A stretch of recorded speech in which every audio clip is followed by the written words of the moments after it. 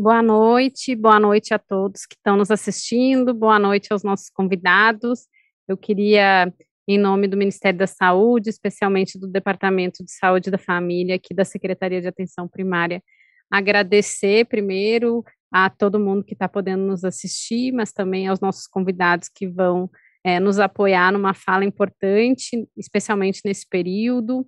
A ideia do webinário é falar sobre o uso racional do Tamiflu, né, no âmbito da atenção primária, pensando esse contexto das síndromes gripais, né, onde a gente ainda vive uma pandemia de Covid e, simultaneamente, estamos numa época de sazonalidade da influenza, e a gente sabe o quanto os sintomas se confundem, o quanto a terapêutica medicamentosa pode auxiliar, né, nas possibilidades terapêuticas, mas que o uso racional, inclusive considerando a disponibilidade dos medicamentos, é essencial para uma boa tomada de decisão do ponto de vista do aspecto clínico. Então, para fazer esse debate com vocês, eu queria apresentar e já agradecer a participação, primeiramente da Valquíria Aparecida Ferreira de Almeida. Ela é do Grupo Técnico de Vigilância Epidemiológica da Covid-19, né, influenza e outros vírus respiratórios. Já queria dizer que é uma colega querida, que talvez seja uma das pessoas com maior tempo de atuação aqui no Ministério da Saúde nessa agenda, então é uma conhecedora profunda do tema no âmbito da vigilância e saúde, com um olhar muito alinhado e afinado com as nossas políticas de atenção à saúde também, né? Ela é do Departamento de Imunização e Doenças Transmissíveis, da Secretaria de Vigilância e Saúde aqui do Ministério da Saúde, e vai nos ajudar nesse debate bastante importante. Na sequência, eu queria agradecer a presença do Rafael Poloni.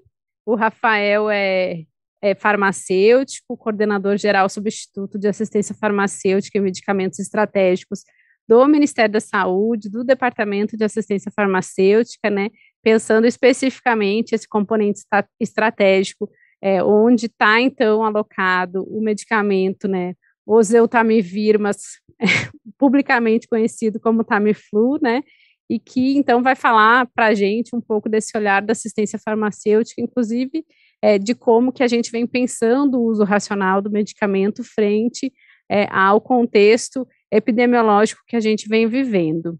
E para completar essa fala no diálogo, né, especialmente com as nossas equipes da atenção primária, eu convido, né, e agradeço a presença da Marília Santini de Oliveira. Ela é médica infectologista do Instituto Nacional de Infectologia, da Fiocruz, e uma médica com bastante experiência na clínica, que tem nos ajudado bastante aqui no âmbito do Ministério da Saúde a fazer debates em relação às doenças infecciosas, né, e um pouco em relação ao manejo clínico que a gente pode, então, pensar para cada uma dessas situações que, ultimamente, têm sido bastante variadas aqui no nosso país, para a gente poder debater as políticas públicas de saúde e pensar, então, nas ofertas que nós temos no âmbito do Ministério da Saúde, no conjunto das secretarias municipais e estaduais que fazem, então, o SUS acontecer em cada um dos territórios. Para que a gente possa dar início a esse debate, a ideia é passar diretamente a palavra para a Valquíria. Cada um dos nossos convidados vai ter um tempo de fala, e eu queria já convidar o público que está nos assistindo para que possa encaminhar perguntas pelo chat do YouTube, que a gente vai estar anotando essas perguntas e podendo, então, encaminhar para esses palestrantes ao final, para que a gente, então, possa responder um pouco das dúvidas que apareçam. Então, vou fazer a passagem da palavra já imediatamente à Valquíria. Obrigada pela presença.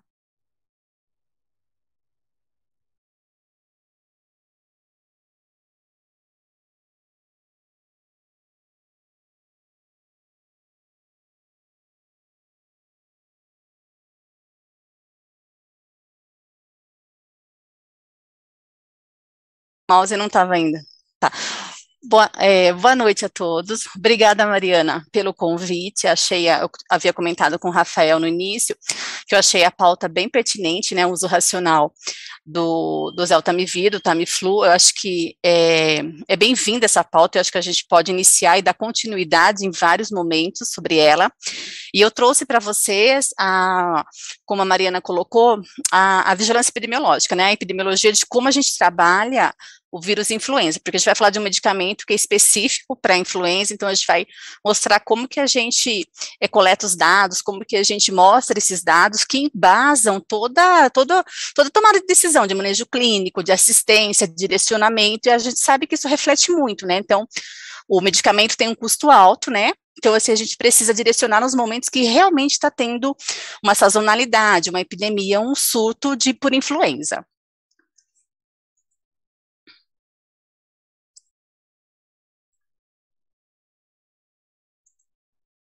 Tá ok? Tá aparecendo? Tá. Então, assim, eu trabalho no grupo técnico de vigilância epidemiológica da Covid, influenza e outros vírus respiratórios. A Covid foi recentemente incorporada dentro dessa vigilância devido à pandemia, né? Nós tínhamos a vigilância da influenza e de outros vírus de importância em saúde pública, como essencial respiratório, outros vírus que embasam também para você entender que não é só influenza que causa síndrome gripal. Outros vírus também causam síndrome gripais, mas o medicamento específico que a gente vai estar discutindo hoje, ele vai tratar a gripe, né, que é causada pelo vírus influenza.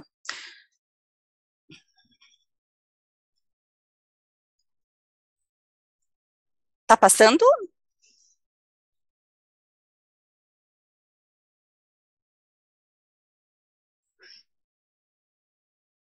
Passou? Tá, é que eu acho que tá dando um tempinho.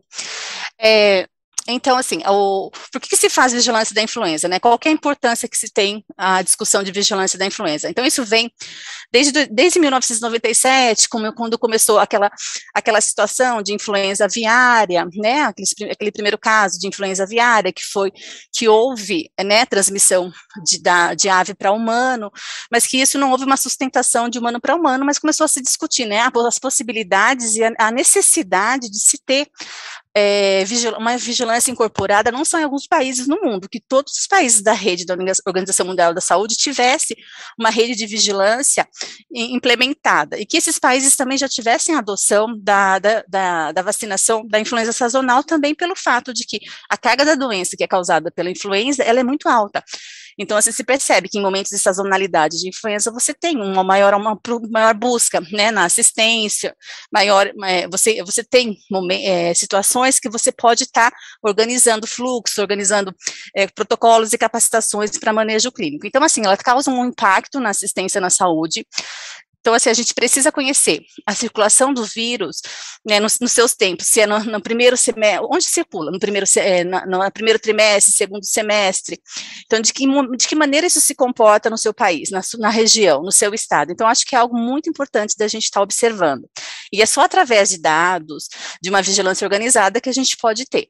Então, assim, qual que é o comportamento, né? Em que momento está causando epidemias ou está causando surtos, né? Quais as possibilidades que a gente tem de se prevenir para possíveis pandemias?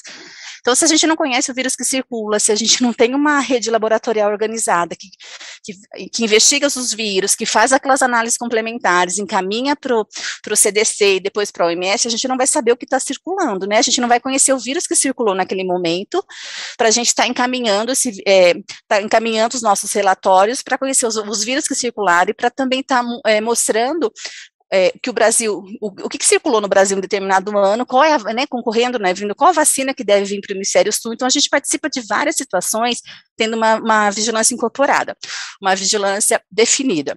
Então, assim, e também a gente discute muito, né, a pandemia, se esperava a pandemia do H5N1, veio a pandemia do H1N1, então, assim, e a gente tem também a possibilidade de ter uma pandemia de H7N9.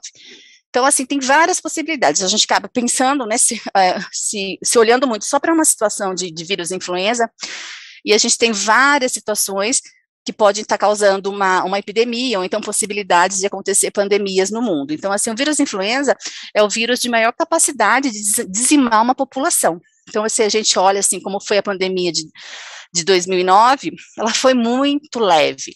Se você olhar como a gente está vivendo a Covid, e você olhar para como foi a gripe espanhola, então você vê também que ainda não é nessa dimensão. Tudo bem que tem situações de assistências, várias outras situações que a gente tem que pensar que foram incorporadas, né, as tecnologias que existem não existiam em outros momentos.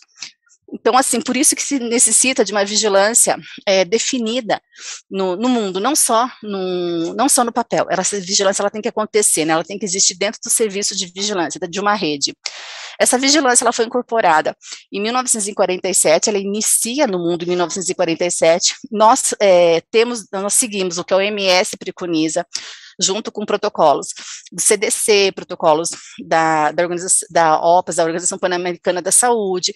Então, a gente segue, a gente não inventa. O que a gente faz? A gente incorpora dentro do Brasil as possibilidades que nós temos de estar acompanhando. Então, o Brasil é feito de regiões diferentes, com climas diferentes, né, regiões geográficas diferentes, então são situações que a gente precisa estar estudando. Então, assim, está incorporando a nossa vigilância da influenza conforme a necessidade de cada localidade, né, para uma boa resposta. A gente não pode olhar para o Brasil como se fosse Portugal. A gente tem que olhar para o Brasil pensando na dimensão do nosso país. Então, isso é um detalhe, é um desafio muito grande para nós. Aqui, só para mostrar, né, que a gente desenvolve diretrizes normativas, fluxos de serviços, estudos de grupos prioritários para imunização, tratamento, tudo isso é discutido. Então, a gente é discutido com sociedades, é discutido com embasamento em evidências. Então, não existe uma imposição de protocolos do Ministério. A gente estuda, isso é algo que vem estudado, a gente convida as sociedades, elas indicam as pessoas, os especialistas, nós convidamos as outras secretarias do Ministério para participar dessas discussões. Então, é algo assim que tem um resultado sempre muito bom, são muito ricas essas discussões. Então, a gente tem sistema de informação oficial para a captação dos dados também. E aqui, como que a gente consegue captar esses dados? Então, a gente tem um sistema de informação oficial, que é o CIVEP-Gripe atualmente. A gente tem uma vigilância sentinela de síndrome gripal, que são unidades de saúde sentinelas, em alguns locais do Brasil, vou mostrar um mapa para vocês, que são unidades onde fazem coletas de amostras, né, amostras clínicas nasofaringe, e esses vírus são encaminhados para fazer pesquisa. Atualmente, o primeiro vírus que se pesquisa é o SARS-CoV, não tem como não ser o SARS-CoV. A partir do momento que não é positivo para SARS-CoV, você caminha para investigar influenza e outros, sistema respiratório e outros vírus, conforme a demanda e um fluxo acordado dentro do laboratório de referência, dentro da capacidade que existe devido às demandas que estão atualmente, principalmente no cenário pandêmico, né, que está um pouco diferente, mas essa vigilância não deixou de existir durante a pandemia. Então, a gente tem as normativas, tem os documentos de notificação para a vigilância sentinela, e atualmente, a vigilância universal, a vigilância de síndrome respiratória aguda grave, que também é outro eixo dessa vigilância, já existia anteriormente à pandemia da Covid, ela é universal, né, porque todo caso de síndrome respiratória aguda grave, ele vai ser suspeito para Covid, então, assim, ele tem que ser notificado, ele tem que ser investigado, então isso acontece. Então, a gente tem muitas unidades de saúde, hospitais hoje notificando esses casos. E a gente também tem as investigações de casos suspeitos para novo subtipo viral de influenza, a vigilância dos casos de mortalidade e hospitalização pelo SH, pelo SIM, a gente tem investigação de surtos, né, por influenza, e hoje também tem o sistema de informação, que é o ESUS, que faz a notificação dos casos de síndrome gripal de uma maneira universal, mas são os casos suspeitos de Covid, não são os casos de influenza, eles têm um trabalho, um recorte, a síndrome gripal de influenza, ela tem um recorte de amostragem, então a gente trabalha com unidades sentinelas no país. Aqui o sistema de informação e as fichas de notificação, acho que muitas pessoas já conhecem, né, o CIVEP-Gripe. Quem não conhecia passou, né, o profissional de saúde que não conhecia passou a conhecer ele, né, desde 2020, na pandemia. E, assim, ter a vigilância da influenza de uma maneira robusta e bem estabelecida no país colaborou muito para a gente incorporar a vigilância da Covid-19, né. Claro que teve uma dimensão muito maior, né, pulverizou muito, mas, assim, existia um caminho. Aqui, eu vou falar um pouco para vocês da epidemiologia da síndrome gripal. Eu foquei mais no ano de 2021, que eu acho que é bem interessante para esse momento, principalmente para os profissionais de saúde. Então, esses são os municípios, nós temos hoje 135 municípios no país e 239 unidades sentinelas, né, que são oficialmente cadastradas no sistema de informação. Em 2020, houve repasse de recurso financeiro para essas unidades sentinelas, e essas unidades sentinelas, elas fazem captação de pelo menos 5 amostras semanalmente, de amostras clínicas nasofaringe, que são encaminhadas para o laboratório. Nesse laboratório é pesquisado, nesse momento é pesquisado primeiro o SARS-CoV-2, e se for negativo, ele segue para pesquisar influenza e outros vírus. Então, assim, é como se a nossa vigilância sentinela, como se ela fosse nossa vigilância, fosse a nossa pérola, é onde a gente tem que como informar o que está de fato circulando, né, e foi onde o ano passado foi observado, no Rio de Janeiro, quando começou a circular o H3N2, foi através de unidades sentinela.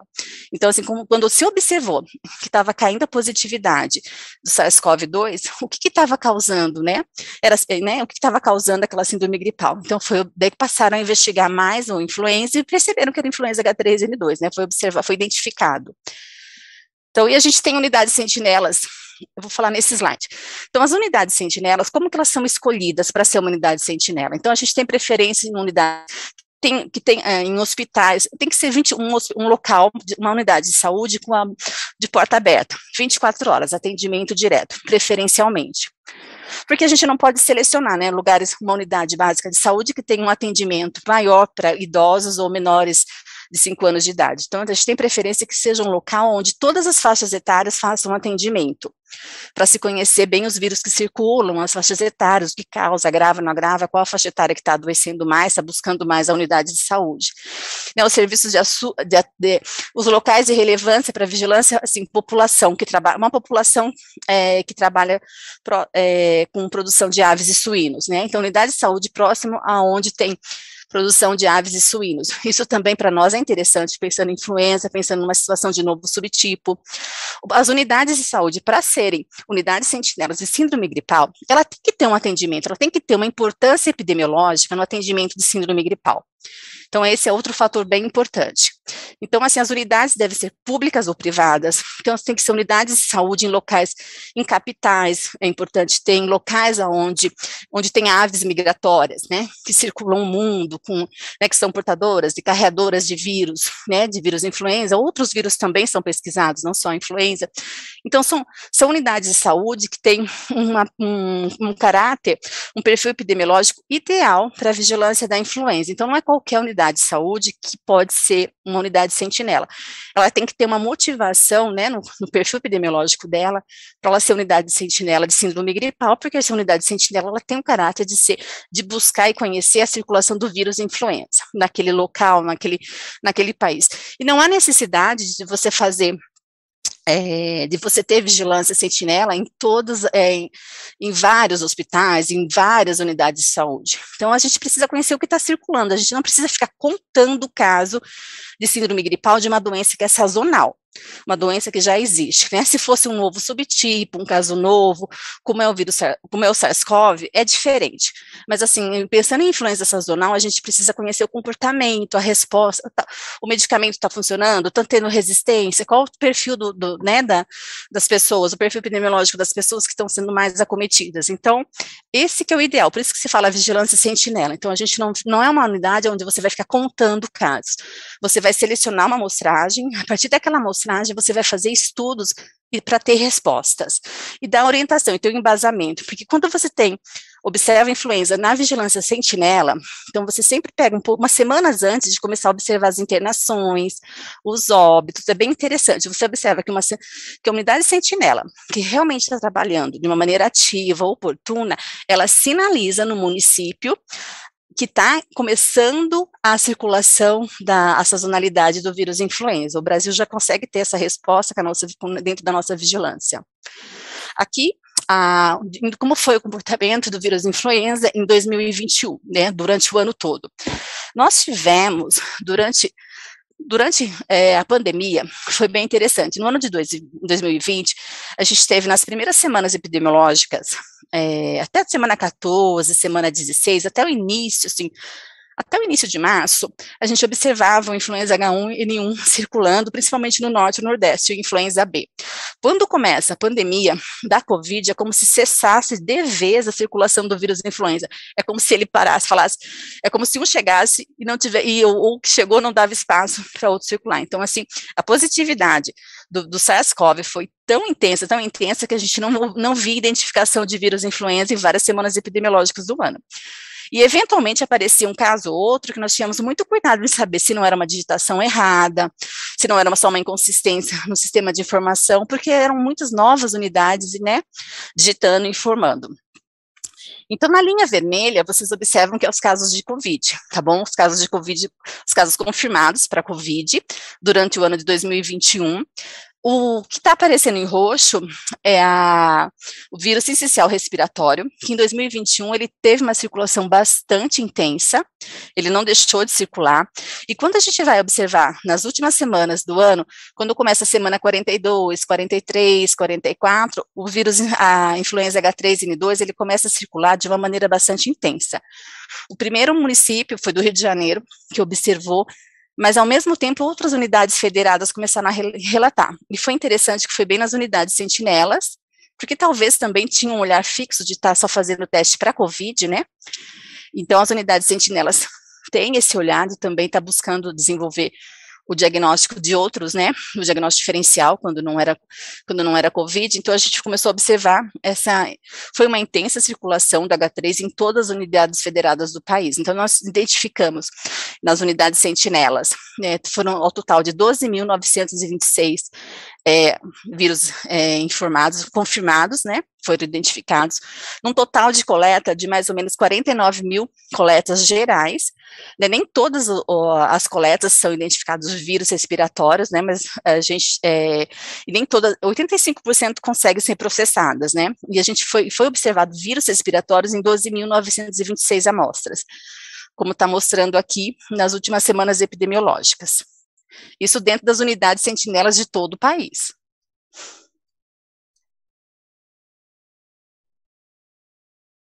Aqui. Então, aqui por região, se a gente observar por região, então a primeira figura é o norte, a segunda é o nordeste, a do meio é centro-oeste, a quarta sudeste, depois o sul. Então, a gente observa que no ano passado, por mais que algumas unidades federadas têm mais unidades sentinelas, então ela vai coletar mais vírus, ela vai identificar mais vírus, então tem que ter essa cautela nessa análise. Mas a gente observa, né, que mesmo com a circulação da Covid-19, a gente observa que o vírus influenza nas últimas semanas epidemiológicas foi bastante intensa, né, em todas as unidades federadas, né, então a gente tem a região sudeste sinalizando um pouquinho antes, mas foi interessante que foi meio que ao mesmo tempo, né, foi uma circulação atípica, diferente, porque o normal seria a gente observar na região norte, na região norte e no nordeste, algumas unidades federadas, do nordeste nem todas as unidades federadas, algumas unidades federadas se comportam como o sudeste, mas a região norte, geralmente, ela tem, a gente já consegue observar que ela tem uma antecipação da circulação do vírus influenza relacionado não sei se dá para usar a palavra antecipação, mas você identifica vírus influenza em janeiro, fevereiro, nas outras unidades federadas vão ser mais em março, né, no sul, sudeste, onde tem aquela sazonalidade para vírus influenza mais demarcada. Então, assim, a gente observa que no ano passado, talvez pela situação de que houve um relaxamento, né, quando estava todo mundo dentro de casa, todo mundo usando máscara, se cuidando com muita etiqueta respiratória, né, no final do ano houve um certo relaxamento, houve uma certa abertura dessa situação em todo o país, então a gente observa que houve, né, uma transmissão mais intensa em todas as unidades federadas, não foi diferente em nenhuma unidade federada, talvez algumas unidades federadas conseguem informar mais, tem uma vigilância mais ativa, né, para mostrar os resultados. Então, isso pode diferir, algumas unidades federadas fizeram mais diagnóstico que outras, isso também acontece. Mas observa-se que foi no mesmo tempo no ano passado. Já finalizando, no início de janeiro, na metade de janeiro, o influenza já estava diminuindo e o vírus, ou o SARS-CoV, já estava dominando de novo, que a gente viu, né, com essa nova variante, com a Ômicron. Então, isso é uma figura atípica, tá? Assim, durante os anos anteriores, né, a gente não vê a circulação de vírus influenza nas últimas semanas epidemiológicas do ano, a gente vê geralmente da semana 13, nos meses de março, ela geralmente fica 14, 16 semanas com sazonalidade de influenza, geralmente de março até junho, algumas em início de agosto, né, então tem essa diferença. E o sincel respiratório também foi bem investigado, foi bem observado, né? Aqui eu vou mostrar para vocês os dados de síndrome respiratória aguda grave. Aí já não é unidade sentinela. Então, a síndrome respiratória aguda grave, ela é uma vigilância universal. Antes da pandemia, nem todos os hospitais faziam notificação da síndrome respiratória aguda grave. Ela tinha um movimento, mesmo que ela não tinha, ela tinha um movimento sentinela. E ela ia caminhar para ser sentinela. Nem todos os hospitais do país faziam essa notificação. Com a pandemia da Covid, todos os hospitais passaram a notificar. Então, a gente tem um incremento, assim, mais que o dobro de unidades cadastradas no sistema de informação com registro dos casos de SRAG, né? E aqui eu vou mostrar para vocês mais focado em influenza também. E nesse mapa, vocês observam que a gente tem nós tínhamos, quando foi construído esse mapa, que de 2020, mas não aumentou tanto, porque em 2020 foi quando mais teve. Nós tínhamos 7.128 unidades de saúde cadastradas, e em 3.049 municípios. Então, assim, essa vigilância de SRAG, ela está praticamente em todo o país. Então, assim, para casos e óbitos de síndrome respiratória aguda grave. Então, não tem como você não observar. Dentro da síndrome respiratória aguda grave, seria quase impossível, com a demanda, porque a gente teve milhões de notificações. De toda essa demanda, o laboratório conseguir correr, todo o caso que era negativo para a COVID, ele correr para a influenza. Então, a gente teve também um momento que não era tão pesquisado. Mas se a gente olhava, se a gente observava o mundo como estava, os outros países da América do Sul também estavam na mesma situação. A positividade do SARS-CoV era muito alta.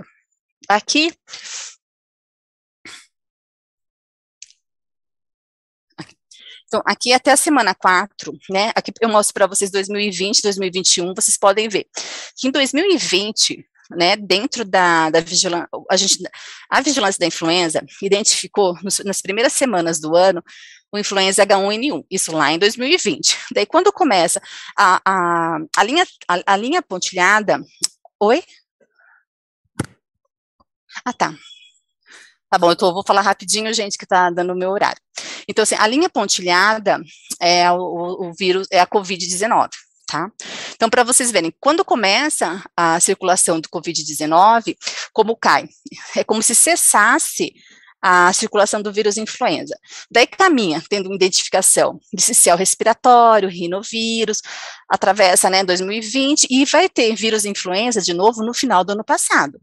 Então, se a gente estivesse utilizando, em todos os casos de SRAG, todos os casos, a gente estivesse usando o medicamento, gente, a gente estaria a mesma coisa, você estava dando água, né, porque ele só faz efeito para a influenza não estava circulando. Por isso que a gente precisa acompanhar os dados epidemiológicos para decisão de manejo clínico e assistência. Então, a gente, aqui são os casos graves, então, assim, eu acho que é bem interessante para a gente ver como não houve circulação. Aqui, sobre a faixa etária, vírus da influenza você observa em todas as faixas etárias, e aqui, né, é o H3N2, que mais circulou no final do ano passado e no início desse ano. Então, sendo a característica dele, né, as faixas etárias, né, extremas, né, os mais novos e os mais idosos. Então, aqui fica claro, mas você observa casos graves em todas as faixas etárias. Então, aqui são casos que foram hospitalizados por influenza, né. Então, assim, o não subtipado era um tipo de diagnóstico que ele não estava subtipando, não estava fazendo a tipagem para H3 ou H1N1. Então, provavelmente, pelo que a gente observou, eles também eram H3N2, que foi o que circulou no final desse ano, e era a circulação da Darwin, né, que está na vacina agora, né, não é vírus novo, é um vírus sazonal, né, num momento atípico, mas é um vírus sazonal. Então, e aqui para mostrar para vocês sobre os óbitos. Então, nós tivemos no ano passado 573 óbitos por influenza, nesse período curto da epidemia, 573 óbitos. Então, assim, influenza é uma doença importante, é um vírus sazonal. Então, assim, só que a gente teve uma baixa cobertura vacinal, né? E aí a gente vai tendo consequências, né? A gente não pode esquecer das medidas de prevenção e de controle. E assim, a gente vê, a linha mostra os casos de óbitos pela Covid-19, e aqui as colunas mostrando o número de óbitos por influenza H3N2, influenza B e assim, o A não subtipado, que foram os 563 no ano. Aqui, só para mostrar para vocês que os casos dentro do sistema de informação, eles referiram, dos 573 óbitos, 457, praticamente 80%, referiram algum fator de risco. O mesmo caso pode ter mais de 60 anos, ser cardiopata, diabético, mas assim, então assim, a maioria dos casos que estão dentro, né, que são qualificados para um tratamento oportuno, para eles evoluíram a óbito. Então, essa é uma cautela que a gente tem, é um olhar que a gente tem relacionada à doença, né, um monitoramento que a gente fazia. Eu sei que é um pouco delicado, porque essas doenças hoje, né, a síndrome gripais se confundem um pouco nesse contexto. Mas é importante colocar, né, que 80% dos casos referiam algum fator de risco. E dentro disso é o que é referido. Se quando você investiga, isso ultrapassa 90% dos casos. Quando a gente consegue investigar, fazer um estudo, investigar, que nós já fizemos isso ultrapassa 80% dos casos. Aqui só para mostrar para vocês uma série histórica de letalidade, né, a linha preta é a letalidade, né, dos casos desde o ano de 2009 até 2019, que antecede a pandemia da Covid-19.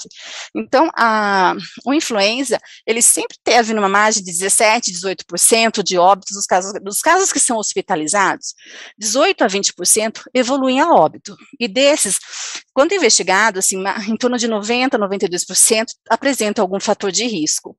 Então, colocando a importância da influenza, né, enquanto uma doença, né, que ela é grave e precisa ser cuidada. Aqui só para falar um pouco, que a gente tem um fluxo junto com o Departamento de Assistência Farmacêutica, a gente discute em conjunto, né, os estados que estão precisando de uma maior demanda de medicamento, tem um protocolo que ele é desenvolvido, está para ser atualizado numa reunião junto com as secretarias, com a assistência farmacêutica e com especialistas, né, da área para discutir.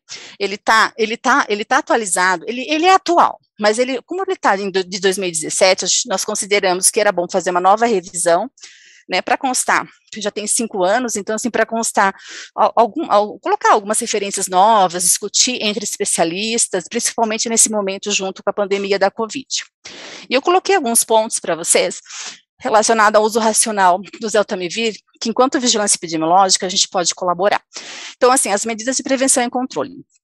Então, a imunização é extremamente importante, a campanha da vacina, eu acho que é extremamente importante a gente ter esse apoio, né, dos profissionais de saúde para as coberturas vacinais.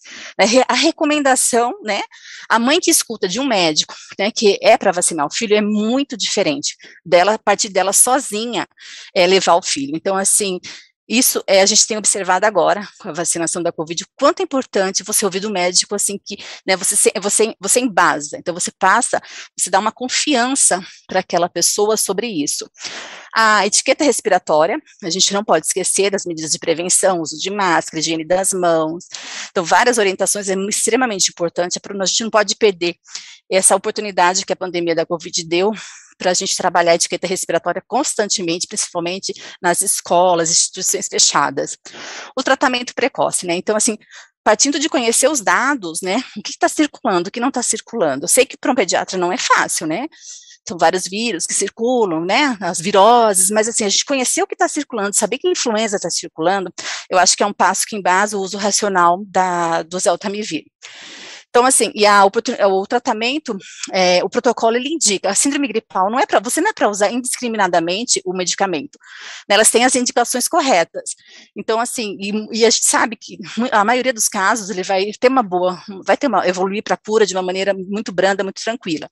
Então, acho que isso também é um ponto que a gente discute muito nas nossas reuniões, e a gente pretende melhorar a divulgação dos dados epidemiológicos do boletim, não ficar, sei lá, uma mala direta, que isso chegue mais aos profissionais de saúde, para embasar o manejo clínico e assistência. Bom, acho que era isso que eu tinha para falar para vocês, desculpa se eu ultrapassei o tempo. Obrigada.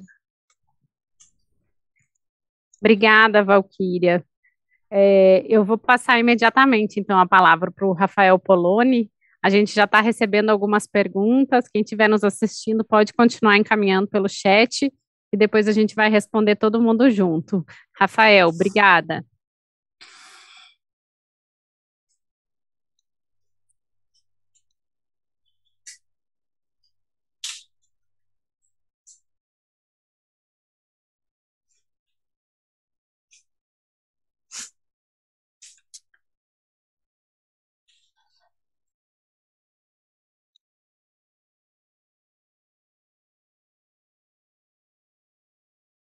Boa noite a todos e a todas. Eu vou falar um pouquinho sobre o uso racional de fosfato de oseltamivir para tratamento da infecção pelo vírus influenza. Bom, quando a gente fala de uso racional de medicamentos, a gente precisa falar sobre prescrição, dispensação e uso apropriado de medicamentos pelo paciente, para diagnóstico, prevenção e tratamento de doenças. E os 3 pilares do uso racional de medicamentos compõem a prescrição racional, que seria o planejamento seguro, eficaz e econômico de fornecimento de medicamento em benefício da comunidade, obviamente adotando todas as boas práticas de diagnósticos, e boas práticas de prescrição, e obviamente a gente tem um parâmetro muito rico, que é a Relação Nacional de Medicamentos Essenciais, que pode ser utilizado por todo prescritor, a dispensação racional, que é fornecer o medicamento certo à comunidade na formulação ou dosagem correta, aconselhamento adequado e instruções claras, sempre lembrando que tem que haver boas práticas de gerenciamento de estoque e lembrando que a dispensação é um ato privativo do profissional farmacêutico e, não menos importante, o uso racional do paciente, que o profissional farmacêutico, todos os profissionais da saúde devem orientar essa adesão à utilização adequada pelo paciente. No Brasil, o uso racional de medicamentos foi instituído ainda na Política Nacional de Medicamentos e consta hoje na Portaria de Consolidação número 2, de 28 de setembro de 2017.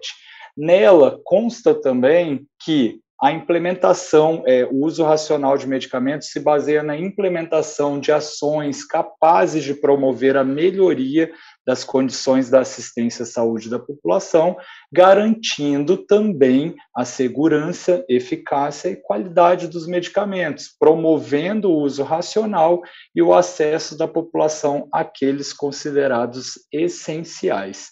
Tá? Então, a promoção do uso racional do medicamento de medicamento junto à população é direito da população e dever de Estado, prefeitura e entes federais. Bom, a gente não pode deixar de falar de uso racional sem falar do conceito em si, que é o processo que compreende a prescrição apropriada, a disponibilidade oportuna a preços acessíveis, a dispensação em condições adequadas, o consumo nas doses indicadas, nos intervalos definidos e no período de tempo indicado de medicamentos eficazes, seguros e qualidade.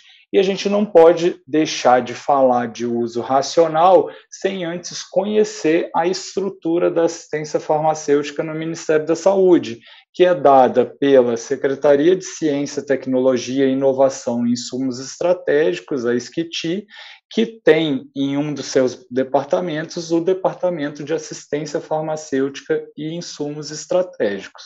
Este departamento é composto por 4 coordenações: a coordenação geral do monitoramento de políticas nacionais de assistência farmacêutica e de medicamentos, a coordenação geral do componente especializado da assistência farmacêutica e a coordenação geral de assistência farmacêutica básica, que também tem em sua composição a coordenação do Programa de Farmácia Popular, e, por último, a coordenação geral de assistência farmacêutica e medicamentos estratégicos, onde possui o componente estratégico da assistência farmacêutica, que foi normatizado agora com a portaria 4.114, de 30 de dezembro de 2021, instituindo, assim, as normas e ações para o acesso de medicamentos e insumos considerados estratégicos pelo Ministério da Saúde, né, o CESAF, no âmbito do SUS. Os medicamentos disponibilizados pelo CESAF são adquiridos de forma centralizada pelo Ministério da Saúde, ficando os serviços estaduais e municipais responsáveis pelo recebimento, armazenamento, distribuição em toda a rede. E também esses medicamentos, eles são para prevenção, diagnóstico, tratamento e controle de doenças e agravos de perfil endêmico, com importância epidemiológica, como a gente viu na bela explanação da Valquíria, impacto socioeconômico ou que acometem populações vulneráveis, contemplados em programas estratégicos de saúde do SUS. E esses medicamentos estão disponibilizados no anexo 2 da RENAME, inclusive o fosfato de oseltamivir e zanamivir, para infecções confirmadas pelo vírus influenza. Como a Valquíria já explanou, existe uma ampla gama de vírus que podem infectar o sistema respiratório humano, dentre eles o vírus influenza A e B, vírus sincicial respiratório, parainfluenza, metapneumovírus, rinovírus, coronavírus, adenovírus e bocavírus. E os sinais e sintomas da influenza podem ser facilmente confundidos com outras patologias, né? Mas temos aí alguns dos sintomas que podem vir isolados na influenza ou então de maneira somatória: febre, sensação de calafrios, tosse, dor de garganta, coriza, dores musculares no corpo, dores de cabeça, fadiga. E, para o tratamento, esta coordenação de medicamentos estratégicos do Departamento de Assistência Farmacêutica disponibiliza o fosfato de oseltamivir em 3 apresentações para comodidade posológica de 30, 45 e 75 miligramas e o zanamivir. A gente não pode falar do mecanismo de ação do oseltamivir sem antes entender como é a estrutura do vírus da influenza. Então, temos aí em azul a hemaglutinina, que é uma glicoproteína responsável pela interação da mucosa respiratória e invasão da célula hospedeira. Temos aí em vermelho a neuraminidase, que é a responsável pela clivagem do ácido siálico e liberação do vírus, tá? O canal de íons M2, que é responsável por liberar o material genético dentro da célula dos hospedeiros, e o material genético do vírus. Então, facilmente, essas estruturas tão importantes do vírus da influenza são alvos terapêuticos. Então, a gente sabe que o oseltamivir e o zanamivir são inibidores da neuraminidase, impedindo, então, que haja a clivagem do ácido siálico e liberação e propagação desse vírus. Em relação aos canais iônicos M2, a amantadina e a rimantadina fazem esse bloqueio. Entretanto, não tem registro na Anvisa, nenhum dos 2 medicamentos para a influenza. Bom, aqui a gente tem um vídeo que mostra como que o vírus atua. O vírus da influenza vai se ligar ao ácido siálico, havendo endocitose do vírus, onde vai liberar o conteúdo o conteúdo genético no citoplasma, que vai adentrar no núcleo da célula, vai se replicar e vai formar novos vírus por brotamento.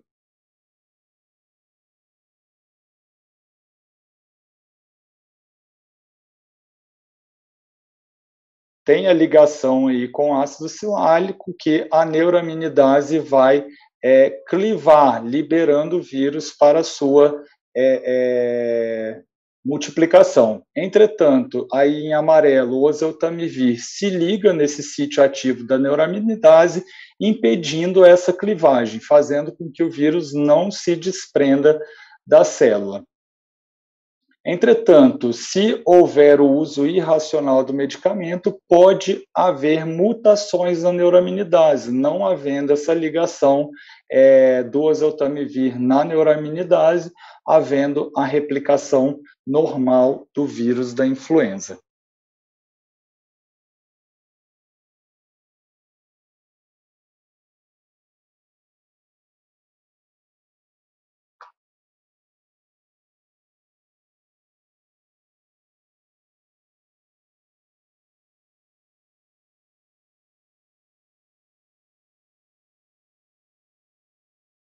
Só um minuto.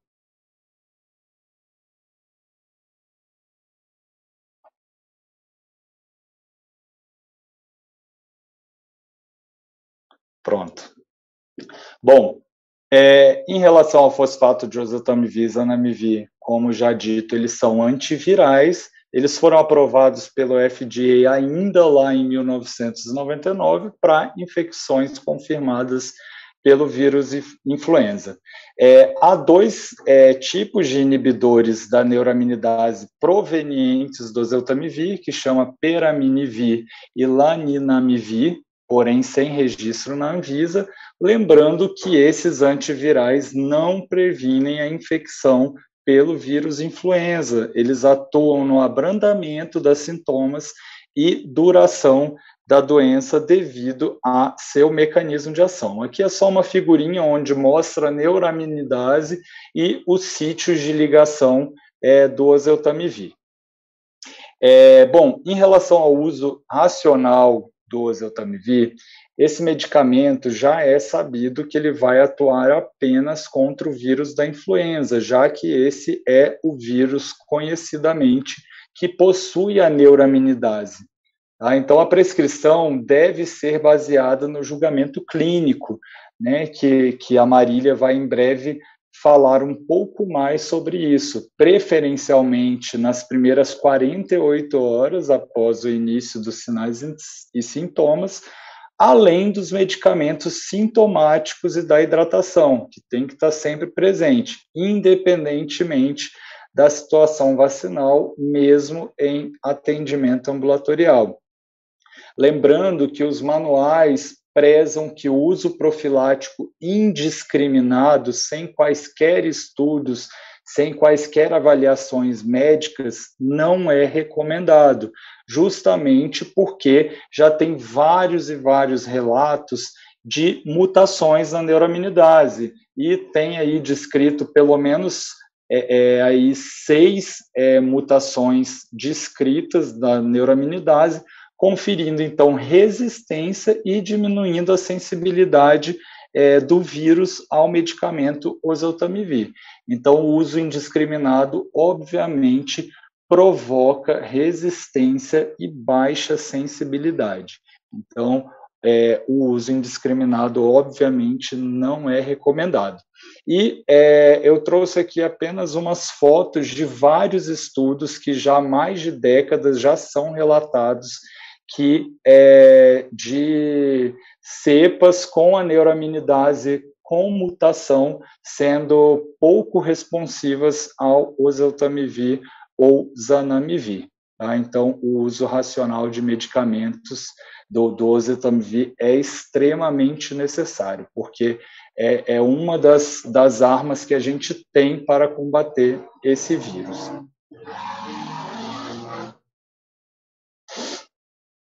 Bom, obviamente, como eu falei para vocês, faz parte do uso racional de medicamentos dispor do medicamento correto na hora certa. Então, o Departamento de Assistência Farmacêutica se compromete a fazer isso para todo o Brasil. Lembrando, historicamente, as maiores distribuições são no primeiro trimestre tá, em atendimento à sazonalidade na maior parte do país, como explanado pela Valquíria. E aqui a gente vê aí pelo gráfico que tem a distribuição de unidades de oseltamivir desde 2018 até agora, início de 2022. No período do último trimestre de 2021, apresentou o maior quantitativo distribuído no mesmo período dos últimos 3 anos, com 11.079.000 unidades de oseltamivir. Além disso, em 2021, a rede manteve seu abastecimento regular, com envio de 9.596.520 unidades até novembro, e em dezembro foi um período atípico que houve mais distribuição de 8.870.020 unidades de oseltamivir, totalizando então 18.467.020 unidades. Em 2022 já foram enviados 3.053.500 unidades de oseltamivir para complemento da demanda. Lembrando que essa distribuição é sempre em conformidade com a vigilância. Bom, a assistência farmacêutica dentro do departamento farmacêutico tem emanado muitos esforços para sempre manter os estados abastecidos com o oseltamivir e o zanamivir. E a gente já enviou medicamentos para todas as secretarias estaduais e municipais, também envio para 34 distritos sanitários indígenas com apoio logístico. Houve envios emergenciais aos estados que sofreram com os desastres naturais recentemente, inclusive Bahia, Rio de Janeiro, Minas Gerais, Tocantins e Mato Grosso. Foi solicitado, junto a Farmanguinhos, a antecipação do total do quantitativo previsto para o exercício de 2022 e 2023 para atendimento da demanda e normalização de nossos estoques, tanto do Ministério da Saúde quanto dos estados. Hoje, o Ministério da Saúde tem um acordo de cooperação técnica com Farmanguinhos, possibilitando essa antecipação de envio, de produção e de envio ao Ministério da Saúde. Em janeiro e fevereiro já foram feitos envios complementares aos estados que ainda necessitavam de apoio. Houve também o envio antecipado de oseltamivir para a região sul, como a Valquíria falou, que vai começar lá para março a previsão de sazonalidade. E, paralelo a isso, a Segafme, né, do Departamento de Assistência Farmacêutica, que elaborou a cartilha de uso racional dos medicamentos fosfato de oseltamivir e zanamivir para os casos de infecção pelo vírus da influenza, que foi amplamente divulgado a todas as coordenações de assistência farmacêutica de todo o país, e foi a construção alinhada com o protocolo de influenza de 2017, amplamente divulgado pela Valquíria. Bom, então, concluindo, existe uma gama de vírus que podem infectar o trato respiratório humano, mas somente o influenza responde à terapia com oseltamivir e zanamivir, disponibilizados pelo Ministério da Saúde. Eles são eficazes na redução dos sintomas e duração da doença, não impedindo a infecção, devido ao seu mecanismo de ação de inibição da neuraminidase, que está presente no vírus da influenza. Não existe indicação para o tratamento de outras doenças. Mutações na neuraminidase, onde há interação do oseltamivir e zanamivir, foram capazes de apresentar resistência, reduzindo a sensibilidade aos medicamentos. A demanda desse medicamento foi totalmente atípica, como a gente mostrou nos últimos meses, que se deu em um período totalmente fora dessa sazonalidade padrão, e por isso a importância dos dados epidemiológicos, corroborando com a fala da Valkyria, e também foi elaborada a cartilha de uso racional desses medicamentos, porque é uma das poucas armas que a gente tem contra o vírus, lembrando que não substitui a vacina. Bom, é isso que eu queria falar. Muito obrigado. Obrigada, Rafael. Que bom que as falas estão sendo complementares uma das outras. Eu vou passar logo a palavra para a Marília, que eu acho que vai fazer uma costura. Oi. Que bom que eu já vou chamar a Marília agora para fazer essa costura com um olhar mais específico da atenção à saúde, né? Podendo nos abrilhantar com essa fala mais próxima, então, das nossas equipes de atenção primária que estão aqui nos assistindo. Então, vou passar diretamente a palavra, lembro para o público que a gente está recebendo as perguntas por meio do chat do YouTube, e logo a gente vai poder responder todas elas e fazer um debate mais intenso. Marília, com você. Boa noite a todos, obrigada Mariana e sua equipe pelo convite, aos meus colegas aqui palestrantes e a todos vocês que estão assistindo pela oportunidade de a gente discutir esse assunto que é bem importante, bem frequente na nossa vida prática, né? Então, complementando o que o Rafael falou sobre o que é uso racional, o que a gente, equipe de saúde, tem para contribuir para que realmente o uso seja racional.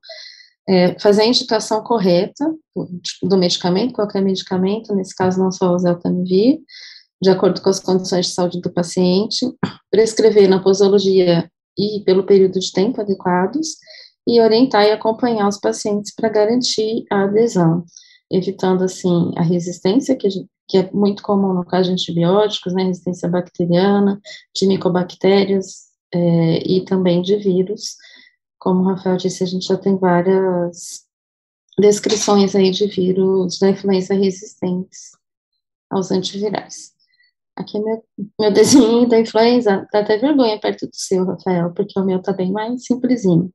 Mas era só para ilustrar, foi uma boa intenção. Então, a influenza é uma doença respiratória aguda de etiologia viral, que afeta sazonalmente todos os países do mundo. Normalmente nos países de clima temperado, no outono e no inverno, o que é bem parecido com a região sudeste e sul do Brasil, e como a Valquíria também já falou, com um desvio para a esquerda na curva, que se relaciona com a umidade climática no norte do Brasil. A gente tem mais ou menos 1 bilhão de casos por ano no planeta, de 5 a 10% da população mundial tem influenza todos os anos, sendo 3 a 5 milhões deles casos graves. Os casos graves são, como sempre, né, só uma pontinha da carga de doença na influenza, e os óbitos uma pontinha menor ainda, mas eu trouxe só como exemplo esse gráfico dos Estados Unidos, do CDC, que estima, desde 2010, isso para tirar a influenza pandêmica de 2009, né, da União, a gente vê que essa carga varia um pouco no decorrer dos anos, mas a proporção de casos graves e de óbitos é sempre a mesma, mesmo com todas as medidas aí que a gente tem de prevenção. A Organização Mundial da Saúde estimava, né, 250 a 500 mil mortes por ano por influenza. Foi modificado o método de fazer essa estimativa, e agora se estima 250 mil a 650 mil mortes por ano, desde dezembro de 2017, relacionadas à influenza. No Brasil, só para dar um exemplo, todos os meus exemplos brasileiros aqui, eu peguei de 2019 para tirar a Covid da confusão, né, a gente está falando só de influenza aqui.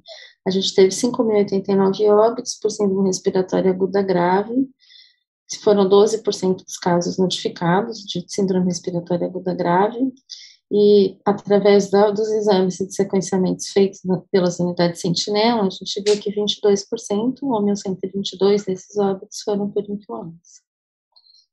E quais são os pacientes que morrem de influenza, né? A Valquíria já mostrou isso um pouquinho, a Rafael também, mas são os extremos de idade, então crianças menores de 5 anos e adultos maiores de 60 anos, com comorbidade ou sem comorbidade, tanto faz, as grávidas e as pessoas com doenças crônicas em qualquer idade, principalmente pneumopatias crônicas, especialmente asma, doença pulmonar obstrutiva crônica, diabetes, obesidade, doença neurológica, doença renal, imunodeficiência, imunodepressão, não só HIV, mas pessoas em quimioterapia, em radioterapia, em tratamento de neoplasias, qualquer doença hepática crônica, além de grávidas puérperas, né, indígenas, aldeados ou síndrome de Down. Isso aqui é só um exemplo dos dados também de 2009, mas são características que se repetem em qualquer análise que a gente vê do Brasil ou do mundo sobre quem morre de influenza. Então, quais os antivirais que a gente tem para o tratamento da influenza? Como o Rafael também já adiantou, temos 2 registrados no Brasil, o fosfato de oseltamivir e o zanamivir, que são eficazes para tratar a influenza A e B sensíveis a esses medicamentos, e alguns outros que não são registrados no Brasil, a amantadina e a rimantadina, que agem só contra a influenza A, e rapidamente se criou resistência no mundo, elas já não são usadas em lugar nenhum, porque a resistência apareceu muito rápido, e inibidores da neuraminidase, que são sucessores do oseltamivir e não trazem grandes diferenças no benefício terapêutico em relação ao oseltamivir, que é a laninamivir e o peramivir. O oseltamivir é disponibilizado, né, em comprimidos em 3 dosagens diferentes, 30, 45 e 75 miligramas, e o zanamivir, ele vem em pó para inalação oral, com 5 miligramas, um sachêzinho, e já vem o inalador, um equipamento para você fazer a inalação, e só pode ser usado com aquele inalador. O pó não serve para você colocar em qualquer outro equipamento de inalação que você tenha, nem misturar com nenhum outro líquido ou medicamento. Eu não vou falar mais nada de zanamivir, porque ele tem várias limitações. A indicação dele é apenas para pessoas que precisam tratar a influenza, né, e tem alguma contraindicação, como alergia ao oseltamivir, ou tomar oseltamivir no passado e tiveram uma grave intolerância gastrointestinal, o que não é comum, eu mesma nunca vi. E também ele não deve ser dado em menores de 5 anos, que é um público-alvo importante do tratamento, e nem para pessoas com doença respiratória crônica, porque ele pode causar um broncoespasmo grave. Então, tem restrições aí na faixa etária, no quadro clínico, e ele fica para casos bem específicos, né? Então, o que é esperado do tratamento com oseltamivir? Qual seria o efeito clínico dele, demonstrado em vários estudos clínicos? E eu tirei essas conclusões de uma revisão sistemática, que eu coloquei a referência aqui embaixo, que incluiu 9 ensaios clínicos, com 4.328 pacientes, que tomaram placebo controlados, né? Então, metade tomou oseltamivir, outra metade tomou placebo, para avaliar quais os efeitos. E o que foi visto quando se junta esses 9 ensaios clínicos e se analisa o benefício que os pacientes tiveram. Um menor tempo de duração dos sintomas, uma diminuição do risco de complicações respiratórias, principalmente baixas, né, de pneumonia, tanto viral quanto pneumonia bacteriana secundária em seguida, um menor risco de hospitalização por qualquer causa, não só respiratória, e uma maior frequência de náuseas e vômitos, que é o efeito colateral mais frequente do oseltamivir. Daí, voltando lá para o nosso papel, no uso racional, quais são as indicações corretas? A indicação correta é o tratamento da influenza, então é para pacientes com doença respiratória aguda e sintomas sistêmicos, né, que é o quadro clássico aí da influenza, todos nós já conhecemos muito bem, tanto por já ter tido, quanto por já ter atendido muita gente com influenza, mais dor de garganta, coriza, tosse, sempre acompanhado de sinal sistêmico, febre, mialgia, artralgia, mal-estar geral. Pacientes com maior risco de evolução para quadros graves, que são aqueles que a gente acabou de falar, os extremos de idade, as grávidas e puérperas, e as pessoas com doenças crônicas. E preferencialmente iniciado nas primeiras 48 horas de sintomas. Essa é a nossa janela de oportunidade para o melhor efeito clínico desse medicamento. A gente deve começar, em qualquer dia, se já estiver no 3º dia, no 4º, principalmente em grávidas, onde já foi demonstrado em estudos observacionais que evita a complicação tardia grave na grávida, mesmo quando iniciado até o 5º dia, mas é uma janela importante. Quanto mais cedo a gente iniciar, maior a nossa chance de evitar essa evolução mais grave.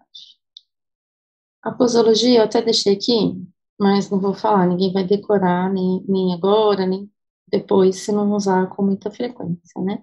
Mas tem uma dose fixa para adulto, que é um comprimido de 75 miligramas de manhã e de noite, durante 5 dias.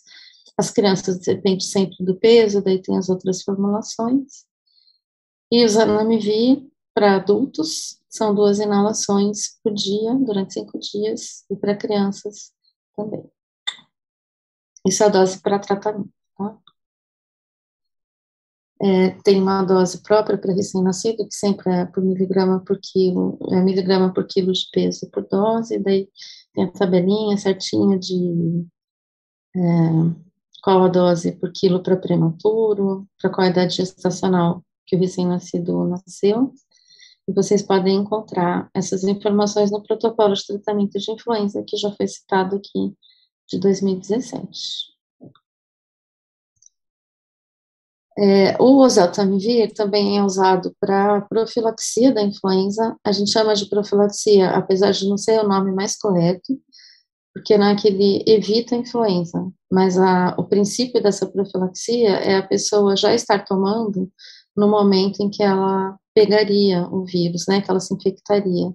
Então, se você tem uma pessoa com maior risco de quadro grave, o idoso, a criança pequena, a grávida, pessoas com doença pulmonar grave, você começa a dar, antes que ela tenha sintomas, se ela tiver tido contato com alguém com influenza.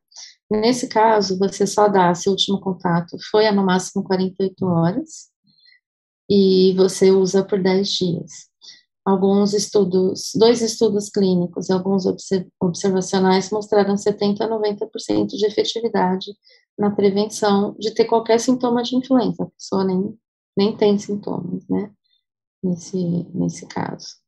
A diferença da profilaxia são as mesmas doses para adulto, para criança, a dose por peso é igualzinha, só que em vez de 5 dias, você dá 10 dias, que seria o período que ela poderia estar se infectando com aquele contato dela, né, e estar na incubação ainda da infecção própria por influenza.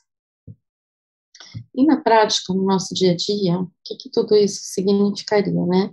A gente fazer o diagnóstico de infecção respiratória aguda, e que ele vai sempre ser clínico, porque todo aquele procedimento que a Valquíria mostrou, de coletar o exame, ir para o laboratório, ir para o LACEN, ir para a referência, fazer primeiro Covid, depois influenza, se a gente ficar esperando esses resultados, a gente vai perder aquela janela de 48 horas.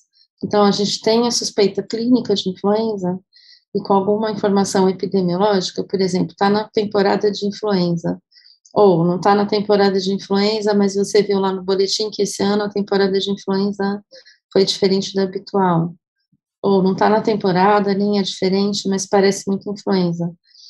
Você trata como influenza por causa daquela janela. E mesmo em alguns casos, como principalmente, né, durante a pandemia de Covid, que os sintomas são super parecidos, você olhava e falava, essa pessoa está com sintoma, está com dor de garganta, está com artralgia, está com mialgia, mora com 3 pessoas que estão com Covid e tem muito risco para influenza. É mais provável ser Covid do que influenza? Sim, porém, para Covid você não tem ainda disponível no Brasil um tratamento específico, e para influenza você tem. Então, ela tem muito risco de quadro grave de influenza, na possibilidade de ser influenza, você começa o tratamento e acaba, né, porque são só 5 dias até chegar aos resultados. Provavelmente a pessoa já tomou 5 dias, e lembrando que existe a possibilidade de infecções superpostas, da pessoa estar com influenza e Covid ao mesmo tempo, ou até subsequente, teve primeiro Covid, logo em seguida influenza, e os 2 exames ainda podem estar positivos, porque a gente sabe que o PCR fica positivo um tempinho, só com vírus não viáveis, mesmo depois que a pessoa não está mais com a infecção ativa, né? Então, a gente faz esse diagnóstico, identifica se aquele paciente tem condições associadas a um maior risco de quadros graves. Se ele tiver, faz a prescrição do oseltamivir, o acompanhamento e a orientação para uma boa adesão o mais cedo possível, sempre tentando estar naquela janela de 48 horas. E uma outra coisa que às vezes a gente não lembra tanto é perguntar para a pessoa se ela tem contactantes de risco, mora com algum idoso, com alguém com uma doença crônica, com uma gestante, para começar a quimioprofilaxia também. Então, voltei em vez de para frente, desculpa. E assim, todo mundo já sabe, mas não custa lembrar, né, que o tratamento e a profilaxia com os antivirais, com os oseltamivir especificamente, são apenas duas das estratégias para evitar casos graves e óbitos.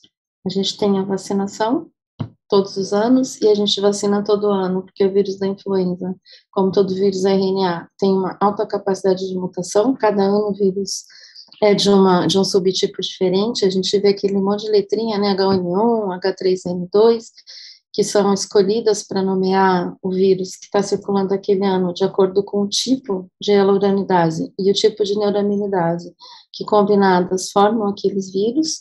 Só das humanas a gente tem 198 combinações possíveis, e no caso da influenza, ele ainda consegue combinar, por exemplo, uma hialuronidase que infecta outra espécie, suína ou aviária, com uma neuraminidase humana, formando um vírus novo, aqueles que a gente chama de potencial pandêmico. Então, um vírus que tem alta taxa de mutação e alta capacidade de combinação, fazendo com que tenha que tomar vacina todo ano. Então, também é nosso papel lembrar os nossos pacientes nessas condições que eles devem tomar vacina e vacinar quem depende deles, os idosos, as crianças, a importância da etiqueta respiratória, que a Valquíria também resgatou, saiu um pouco da moda, o Covid voltou muito, é uma boa oportunidade para a gente manter isso, pelo menos por muitos anos aí, e também não esquecer que a influenza é uma doença, que a gente às vezes negligencia um pouco, né, principalmente na pré-Covid, você falava, tô só com uma gripe, já tô me sentindo melhor hoje, vou voltar para minha vida normal, ainda tossindo, ainda espirrando, ainda com a dor de garganta, e a sua vida normal acaba incluindo contaminar outras pessoas. Se você tiver que visitar alguém que é do grupo de risco, ou alguém que trabalha com você, você pode usar as mesmas medidas não farmacológicas de prevenção, como o uso de máscara e a manutenção do distanciamento físico dessas pessoas. Era isso, obrigada. Obrigada, Marília. Você e o Rafael economizaram uns minutinhos finais. Muito obrigada.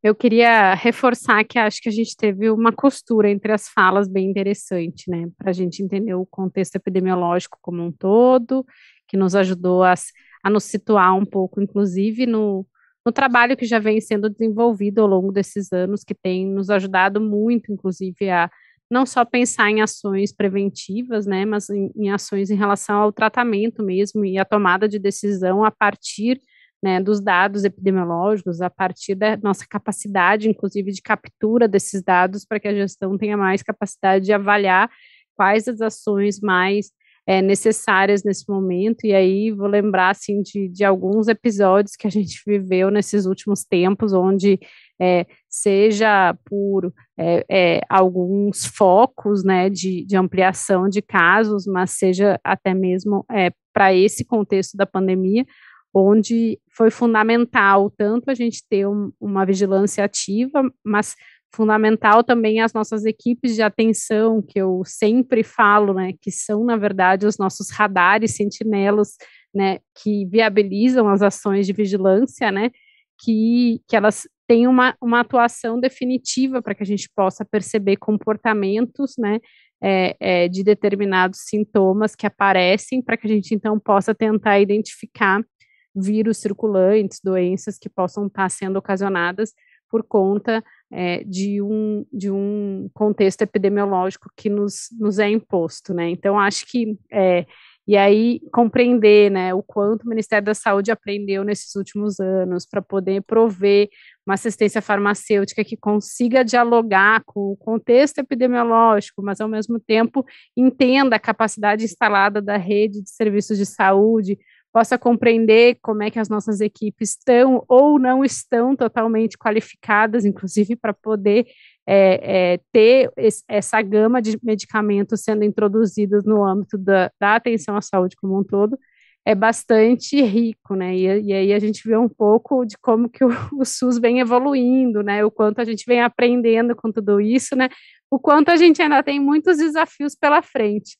E essa última fala, não só nos ajudando a trazer para a realidade alguns aspectos da clínica que são fundamentais, mas também nos ajudando a pensar como é que a gente faz a opção, né, da terapia, né, seja medicamentosa ou o conjunto das ofertas terapêuticas possíveis no âmbito das equipes de saúde, é fundamental que a gente tenha muito conhecimento, que a gente possa ter acesso, né, a esse conjunto de informações que muitas vezes para alguém, né, para algum profissional que está numa unidade muito distante, que às vezes não consegue ter acesso ao conjunto de diretrizes, protocolos e orientações que são disponibilizadas por nós, né, e pelas secretarias estaduais e municipais de saúde, o quanto espaços como esse, por exemplo, né, e a gente poder chegar nesses lugares mais longínquos é fundamental para que os profissionais, então, possam buscar melhor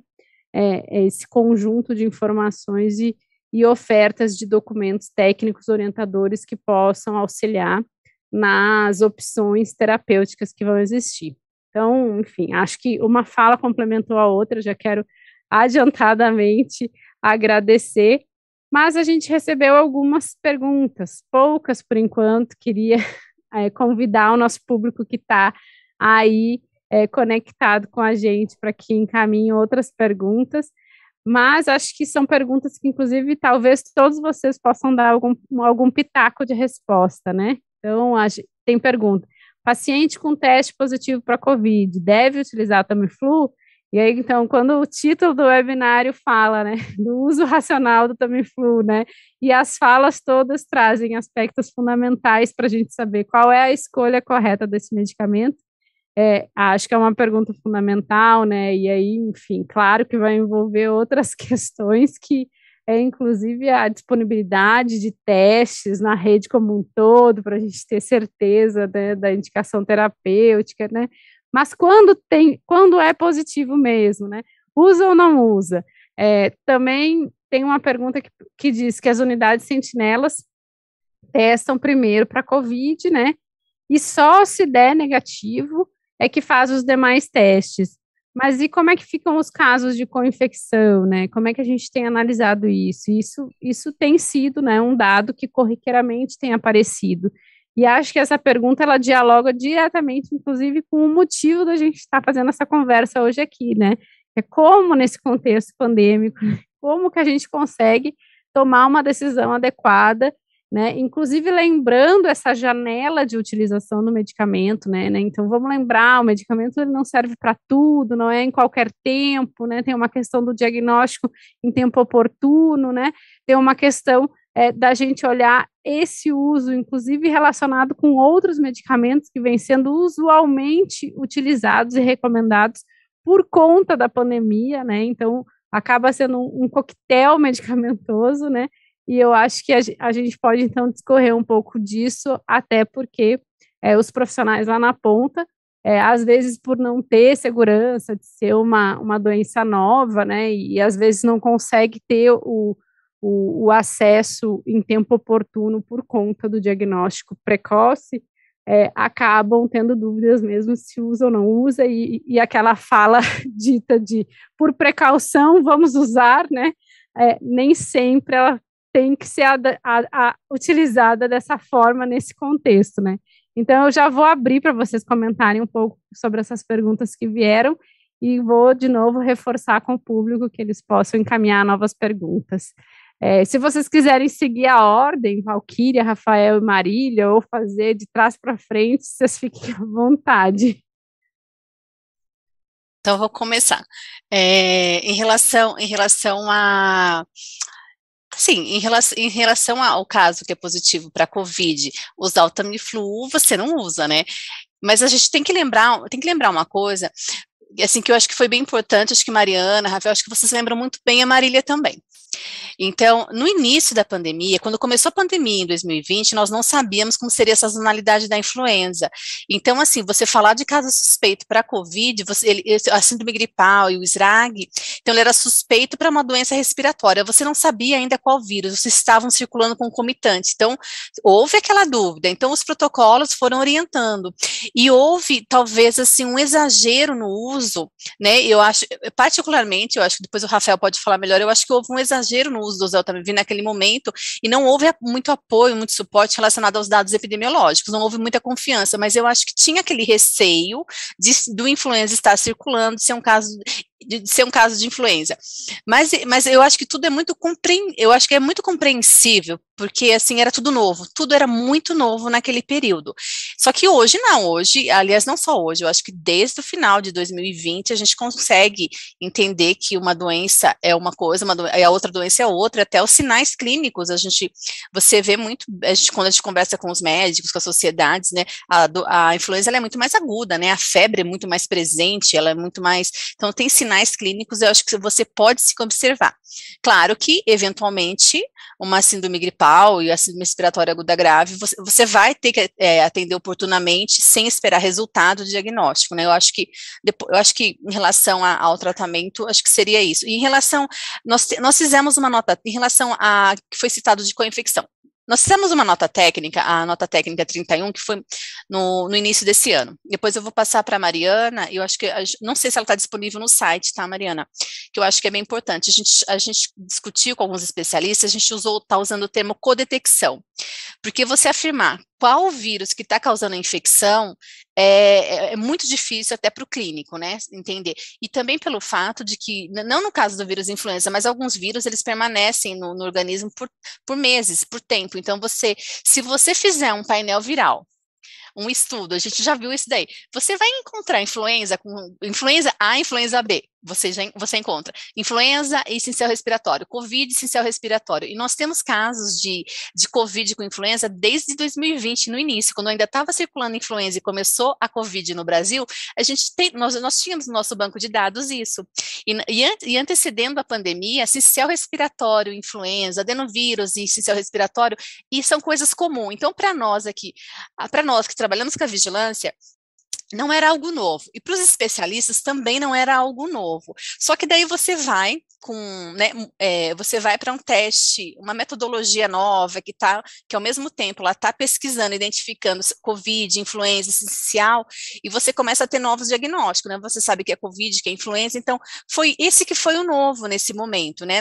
Mas a gente não tem a vigilância de codetecção, não existe uma vigilância de codetecção, e não há necessidade de ficar contando esses casos. O médico ali, ele está cuidando do paciente, ele está vendo, né, ele está assistindo o paciente, ele está orientando, né, nessa situação. Então, a gente não tem necessidade nenhuma de você ficar pesquisando um vírus e mais um vírus. Dependendo da metodologia, você vai conhecer que que foi identificado mais de um vírus.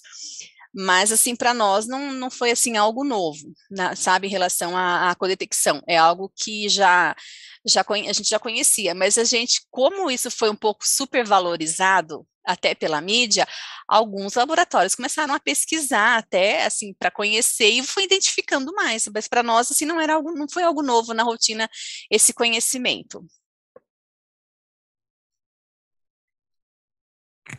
Obrigada, Valquíria. Rafael, você quer comentar um pouquinho?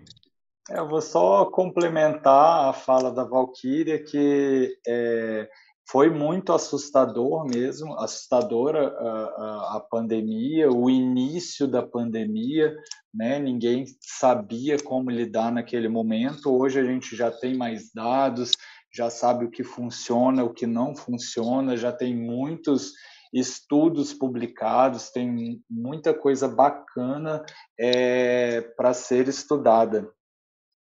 Só lembrando que A gente está aqui justamente para isso, para falar de uso racional do oseltamivir, e que a gente tem uma doença que é considerada comum, mas morre muita gente por essa doença e que o arsenal terapêutico é muito pequeno.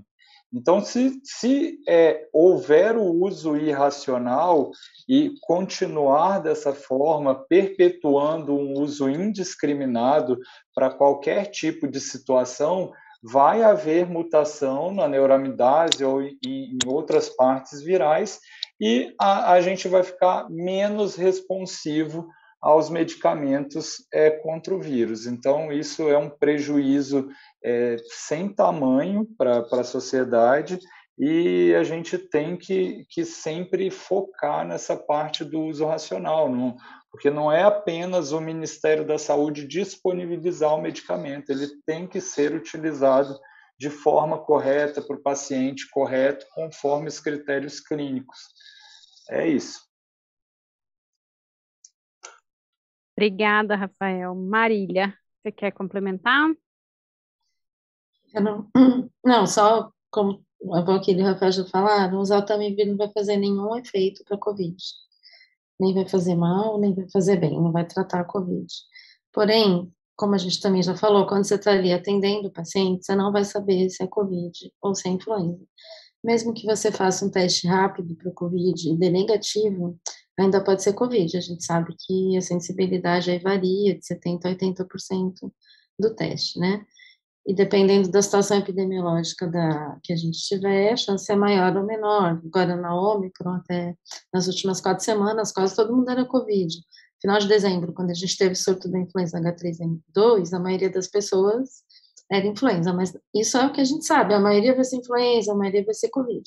Quando você está realmente atendendo a pessoa e não vai saber, mesmo que você faça o teste rápido e dê positivo, você não tem certeza se ele continua positivo por uma infecção que ocorreu há pouco tempo, se os dois vírus estão ocorrendo juntos, ou se a pessoa teve um depois do outro, como a Valquíria explicou aí da codetecção.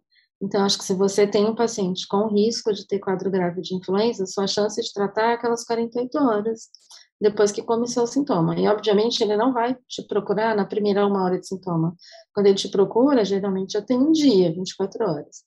Então, na minha opinião pessoal, na minha conduta, eu acho que a gente deve usar o oseltamivir, independente do resultado do teste de Covid, e principalmente se está na sazonalidade da influenza, e a gente acompanhando os dados que vêm aí do departamento da Valquíria, para saber o que está acontecendo com a influenza naquele ano. Não sei se vocês notaram no gráfico que a Valquíria mostrou, foi super interessante o número de pessoas que eram influenza com SRAG, ou seja, não é nem aquele paciente que a gente atendeu ali, que ainda estava bom, era o que já estava com síndrome respiratória aguda grave, né?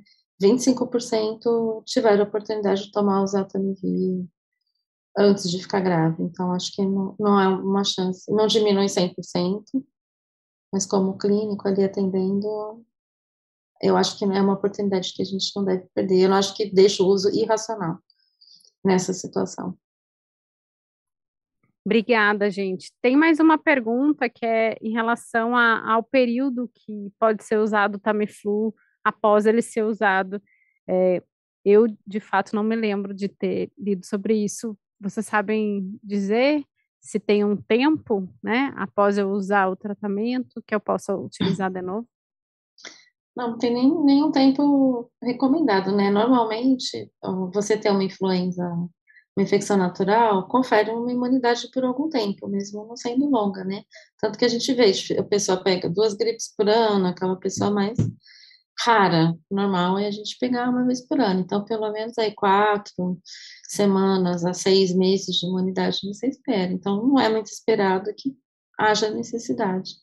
Eu conheço alguns pacientes que têm uma asma muito grave há muito tempo, são até jovens, mas lidam com isso desde criança e que têm muito receio de pegar, ou eles, ou as mães, né, têm muito receio de pegar a influenza, de medo da piora do broncoespasmo e tal. Então, procuram com alguma frequência quimioprofilaxia. Chegam e falam, hoje a avó está com gripe, daqui semana que vem o colega da escola estava com gripe. e daí acaba fazendo uma profilaxia tomando com bastante frequência. Acontece, a gente acaba dando, mas não existe nenhuma orientação formal, assim, ninguém avaliou qual a dose máxima anual ou no ano, quanto tempo que eu saiba. Não sei se o Rafael, Valquíria tem alguma outra informação. É isso mesmo, Marília. Não tem relatado, não que eu saiba, essa questão de tempo entre um tratamento e outro. Ótimo. A Pode gente, falar, Valquíria. não, é difícil isso, não tem mesmo. O que a gente, em relação a considerar um caso de influenza, depois a mesma pessoa ter novamente influenza, você considerar uma nova notificação, não ser ainda a mesma, a gente, junto com a pesquisadora, a gente conseguiu achar pouquíssimas referências e a gente relatou pelo menos assim 30, 40 dias, sabe, entre um espaço e outro. E do uso do medicamento, como a Marília citou, a gente tem conhecimento de que usa, assim, mas assim, para imunossuprimidos, usando um tempo maior. Acho que o Rafael fez uma colocação muito boa em relação à quimioprofilaxia, que eu recordo que já não é realmente, ela não está recomendada, mas a OMS ela não chegou a escrever, porque a pesquisadora que trabalha com a gente, fica à frente, né, que a Sociedade Infecto indica ela já tinha comentado de retirar essa pauta do protocolo, e eu acho que a gente pode rever isso, tá, Rafael? Eu acho que isso é muito importante, porque assim, uma colocação que o Rafael fez, agora eu que vou fazer a pergunta, né? Eu estou meio que fazendo a pergunta e falando um pouco, mas só para enriquecer a nossa discussão aqui, realmente o que a gente tem hoje de medicamento para influenza é isso que está aqui. Aí o Brasil tem disponível, né? Os medicamentos são esses. Se vem um novo subtipo, se vem uma situação, né? Então, assim, alguns países que usam de maneira indiscriminada já estão com os artigos que o Rafael foi colocando, isso vem aumentando, né? Então, assim, eles já estão apresentando resistência. O Brasil ainda não está nesse nível, mas a gente pode ficar. Se começar a usar indiscriminado por causa da Covid, se a gente não prestar atenção nisso, eu acho que esse risco a gente corre. Eu acho que está muito válido esse tema. Eu acho que sim, que a gente precisa aprofundar nisso, sabe, dar continuidade para ir qualificando a discussão e as diretrizes que a gente tem no Ministério. Talvez sejam boas questões, inclusive, para pesquisa, né? Para que a gente possa ampliar um pouco a gama de conhecimento sobre isso, talvez, inclusive, de uma forma bastante oportuna após esse período pandêmico, né?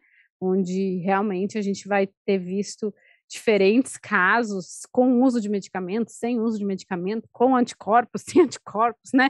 Acho que a gente tem aí uma variedade grande aí de amostras, digamos, para que a gente possa buscar mais informações e evidências científicas, né? E talvez até encaminhar junto com a nossa Secretaria de Ciência e Tecnologia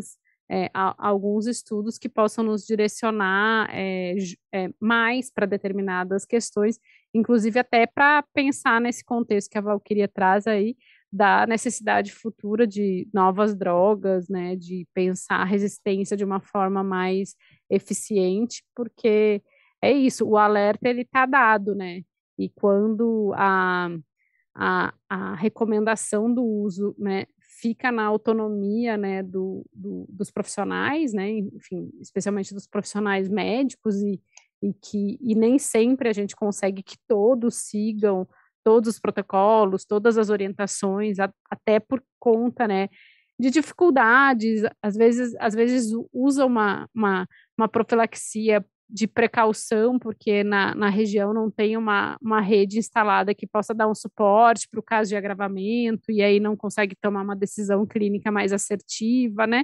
Então, vamos lembrar que aqui a gente está falando para um público, né, de profissionais que estão espalhados no Brasil inteiro, né? Então, inclusive nas comunidades mais longínquas, de difícil acesso, né?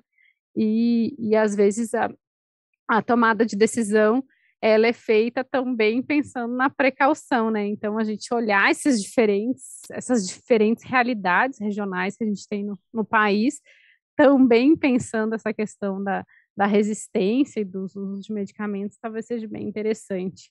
O Rafael tinha feito um movimento de que queria complementar, vou abrir para você. E só dizer que a gente tem duas novas perguntas que eu acho que vão ser as que vamos finalizar na sequência com mais uma rodada junto com vocês, que perguntando se após as 48 horas pode utilizar o Tamiflu, né, porque a recomendação é nas primeiras 48 horas, né, em relação ao aparecimento dos sintomas, mas se a gente tem alguma orientação sobre essa janela de utilização fora desse período que a gente já tem bastante descrito, e se tem alguma questão de pós-infecção em relação ao tempo mínimo para vacinação, né? Então, assim, como a gente está fazendo não só vacinação de Covid, mas daqui a pouco começa a vacinação da gripe, né? E aí a gente tem esse contexto pandêmico, qual é a orientação que vai ser dado, né? Já que para a vacinação da Covid, para a vacinação da Covid, a gente tem uma recomendação específica do tempo de vacinar após a doença, mas não necessariamente se tem alguma relação com o uso do medicamento ou não por conta da influenza. Então, vou passar a palavra para o Rafael, se você já quiser fazer as suas considerações sobre essas questões e finais, e depois eu abro então para a Marília e a Valquíria também falarem um pouquinho. Perfeito, Mariana. Só complementando a questão anterior, né, da fala da Valquíria. Sim, Valquíria, acho super válido a gente revisar o protocolo, pegar orientações mundiais já vigentes, que essa discussão sobre o uso profilático é muito intensa, né? Então, tem opiniões divergentes que acho que a gente pode adaptar conforme o nosso panorama brasileiro, né, que é completamente diferente de muitos outros países. E que esse tema, uso racional de medicamentos, o Departamento de Assistência Farmacêutica agradece o convite, porque é um tema que a gente preza muito. Inclusive, fica o convite que vai ter o Congresso Nacional de Uso Racional de Medicamentos em maio, promovido pela Secretaria de Ciência e Tecnologia, então, e com certeza vai ser abordado o uso racional de medicamentos durante a pandemia. Tá? Então, vou deixar as outras questões para a nossa médica falar.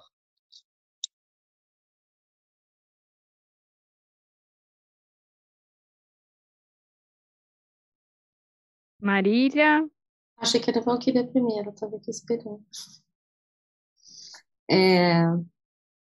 Para tomar qualquer vacina, a gente deve esperar os sintomas agudos de qualquer doença se resolverem.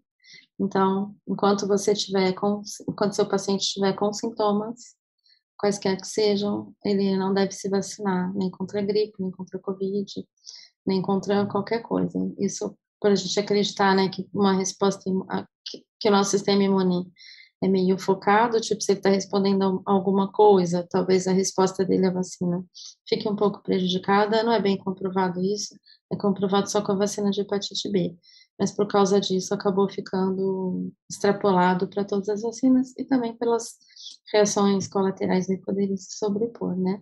Então, depois que já está bem, espera um dia para ter certeza que está bem mesmo, pode tomar a vacina, qualquer vacina. Cara, das 48 horas é difícil, porque assim, os estudos que foram feitos para avaliar a eficácia do oseltamivir, o critério do estudo de inclusão era iniciar o tratamento com menos de 48 horas.